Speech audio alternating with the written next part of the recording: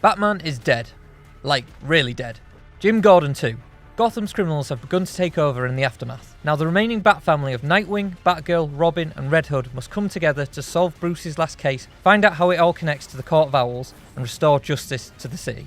Set in its own universe away from the Arkham series, Gotham Knights is the first game from WB Games Montreal since 2013's Batman Arkham Origins. That's why it's both surprising and disappointing that the game feels like a major step back from what has come before.